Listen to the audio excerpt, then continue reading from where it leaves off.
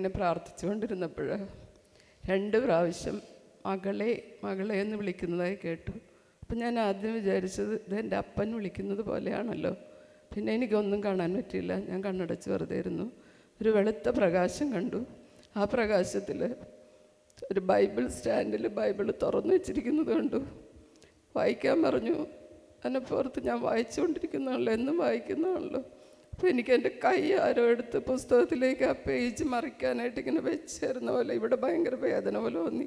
കൈ ഇങ്ങനെ തട്ടിയെടുത്ത് വെച്ച് തന്നു. ഞാൻ മറിച്ച് നോക്കി. പിന്നെ ഞാൻ കുറേ നേരം ഇരുന്ന് പ്രാർത്ഥിച്ചു. അപ്പോൾ പറഞ്ഞു, നിന്നോട് ജ്ഞാനത്തിന് വേണ്ടിയാണ് ഞാൻ ഈ ദിവസങ്ങളിൽ പ്രാർത്ഥിച്ചത്. നല്ലോണം അണ്ടർസ്റ്റാൻഡിങ് ലെവലിൽ നീ ബൈബിൾ വായിക്കുക. നിനക്കതിനകത്തുനിന്ന് ഒത്തിരി ആശയങ്ങൾ കിട്ടും. കുറേ കഴിഞ്ഞ് എന്നെ കാണിച്ചു തന്നു.